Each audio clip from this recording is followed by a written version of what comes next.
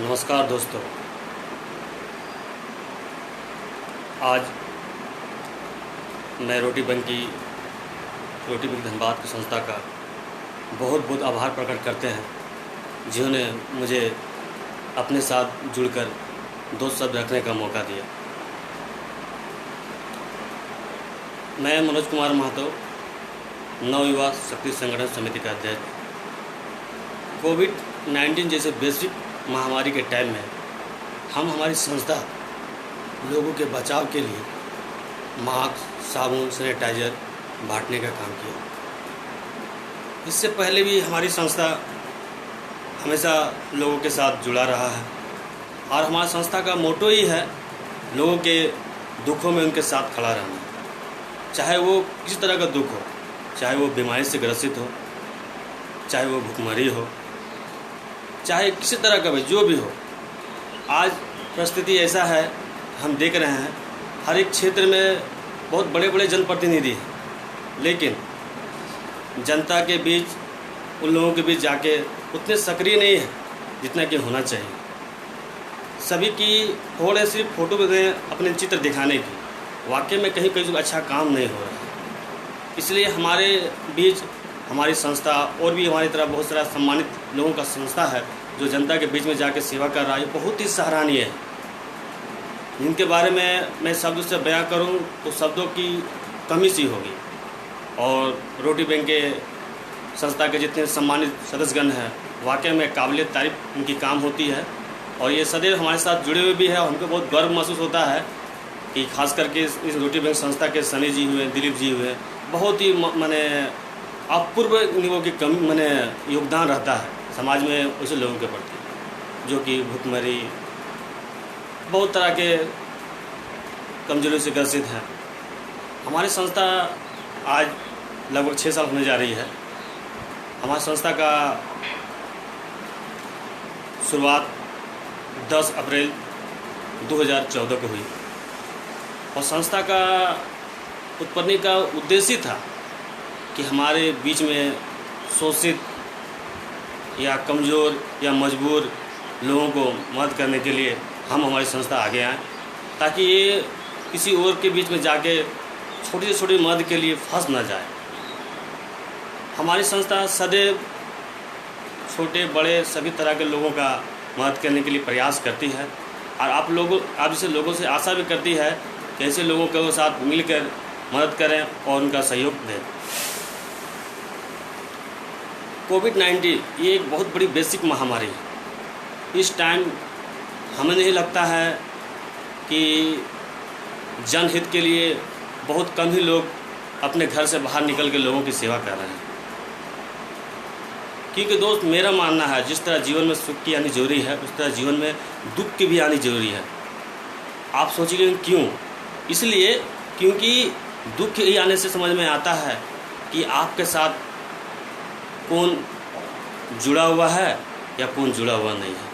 कहने का अर्थात ये है कि दुख के समय में महसूस ये होता है अपनों के बीच में गैरों के बीच अपनों का महसूस होता है। ये एक बहुत बड़ी बात है और इस वैश्विक महामारी में ये बहुत बड़ी संकट है।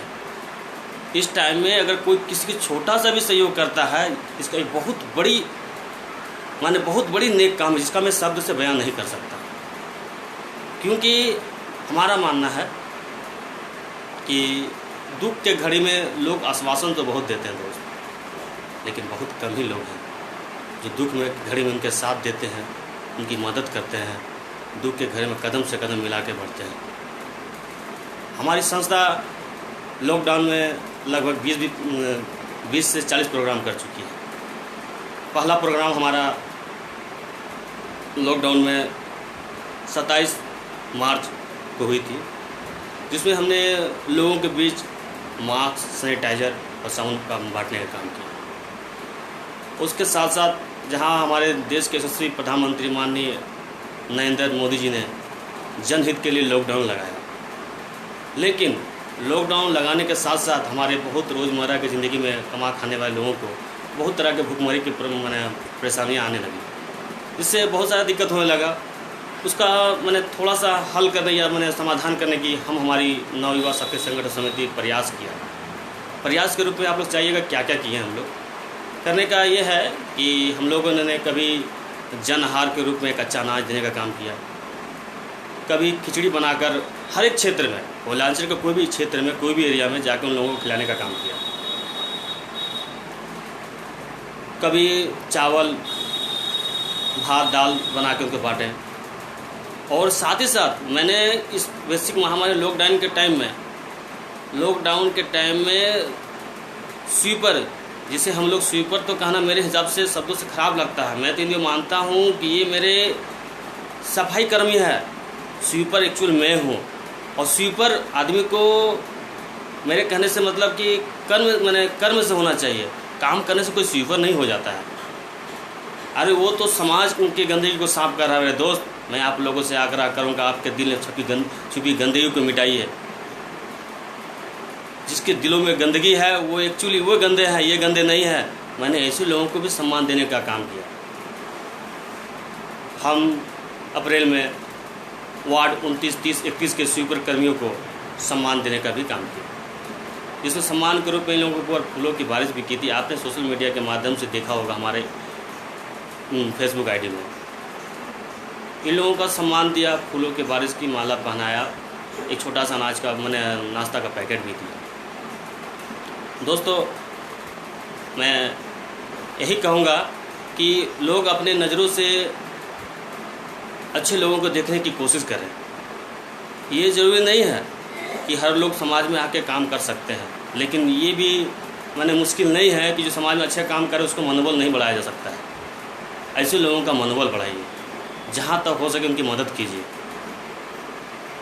देखिए, आज के डेट में आप और हमारे बीच में ही भगवान भी है और हैवान भी है, देव भी है, दानव भी है। आप बोलिएगा देव कैसे हो गया, दानव कैसे हो गया? दुख के घड़ी में जो आपका छोटा या बड़ा जो भी आपका समस्या के लिए खड़ा हो, हमारे हिसाब से डेट इज रियल गॉड है, डेट इज रियल हीरो है। हाँ, अब आप बोलिएगा दानव कौन हो गया? दानव यार किसको मैं बोलूँ? दानव सही माने में कोई है भी नहीं, या फिर है भी, बोलिए कैसे? अरे अगर कोई समाज का अच्छे वर्ग या अच्छा संस्था काम कर रही है, उसको यार सहयोग ना करके उसे डेमोलाइज कर रहे हो, ये क्या उचित है? हमें तो कहीं से ये महसूस नहीं होता कि ये उचित है। आज हमारी संस्था लगभग 6 साल होने के बावजूद कोयलांचल के पूरे क्षेत्र में सक्रिय है। हर एक संस्था, हर एक तरह तरह के लोग हमसे जुड़े हुए हैं, और हमारी संस्था के बारे में जब चर्चा करती है, यार रियल दिल से खुशी होती है कि लोग बोलते कि नहीं, ये मनोज महतो जी की संस्था सदैव लोगों के बीच में दुखों में खड़ी रहती है। आज का मैं जितना जाता उदाहरण देता हूँ। आज मैं स्वयं अभी जस्ट 10 मिनट बिफोर मैं घर आया हूँ। घर आने से पहले मैं डिनोली स्कूल के बिशनपुर एरिया में गया था। मेरे मित्र की बहन लगेगी, जो कि दोनों ही किडनी फेलियर है। उनकी डायलिसिस की मैंने कंटिन्यू कराना पड़ता है, खर्च है। इस लॉकडाउन में यार 1 रुपया में आफत है, आदमी कौन किसको मदद है। मैंने वहाँ भी गया, उनके परिजन से मिला, आश्वासन भी दिया, और जो सरकारी फंड से जो पैसा मिलने जब प्रावधान बताया उनकी सहायता भी की, और ये दिलासा भी दिया कि हम हमारी टीम आपके साथ में है। लॉकडाउन के दरमियान एक घटना और मैं आपको संज्ञान में देना चाहूँगा कि मैं जिस दिन खिचड़ी बांट रहा था, BRTC कॉलोनी बरमसिया, नाम सुने होंगे, कुष्ठ रोगी का वहाँ पे लोग रहते हैं, जबकि लगभग 200 लोगों की वहाँ संख्या है। मैं क्या बताऊँ, जब वहाँ खिचड़ी बांटने गया, वहाँ की एक सुपरवाइज़र है, शंकरनी जी नाम है उनका। उन्होंने कहा, भैया जी आप तो बहुत सराहनीय काम कर रहे हैं, खिचड़ी बांटने के लिए आए हैं, लेकिन यहाँ हमारे 3 चापाकल है, तीनों चापाकल ख़राब हो गई है। मैं कंप्लेन करके थक गया हूँ, कोई इसमें आगे आके काम नहीं किया। मैं आपसे आग्रह करता हूँ कि अगर आप नल को साफ कर मैंने बना देते तो काफ़ी अच्छा रहेगा। मैंने आप विलम्ब करते हुए कोई विलम्ब ना लगाया। आप विलम्ब अपने निजी मत से मिस्त्री बुला के उनकी जितनी मैंने 2 चापाकल बनाने का प्रयास किया, और प्रयास के साथ उसको काम को अंजाम भी दिया और बनाया भी। तो मेरा कहने का मतलब, हम हमारी संस्था लॉकडाउन में लोगों को खिलाने पिलाने, सुरक्षा के लिए मास्क, सम्मान के साथ साथ जब भी कोई चीज़ ऐसा तरह से संज्ञान में आती है, मैं हमेशा उस काम को करने के लिए तत्पर रहता हूँ, और हमारी पूरी टीम तत्पर रहती है। और एक और घटना आप देखे होंगे हमारे फेसबुक आईडी में, हमारे हाल ही में मैंने 2 हफ्ता पहले की बात है, चंदमारी वार्ड नंबर 30 की घटना है। एक मैंने छोटा सा बच्चा छत से गिर गया था, वो उसकी पाँव में मैंने क्या बोलते हैं रड लगा हुआ था। वहाँ के एक समाजसेवी संजय कुशवाहा जी हमारे से संपर्क किए। संजय मनोज जी, आप तो बहुत सराहनीय काम करते हैं और आपका तो कोई क्षेत्र नहीं होता है। जब भी मैं देखता हूँ आपको भी कोई भी क्षेत्र कहीं भी आपको जगह मिलता है, आप चले जाते हैं और काम करते हैं। आप आइए, इनसे मिलिए। बाकी बहुत गरीब है और इस लॉकडाउन में तो क्या अमीर और क्या गरीब सभी को परेशानी है, फिर भी मैंने सबको भुला के उनके पास गया और उनके यथासंभव इस लॉकडाउन के पीरियड में 3000 रुपये की छोटी सी सहयोग देने का प्रयास किया। और फर्दर ये भी कहा हम और हमारी संस्था आपके साथ निस्वार्थ सदैव खड़ी है।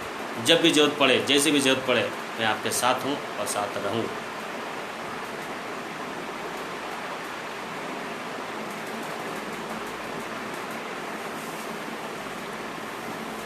दोस्तों,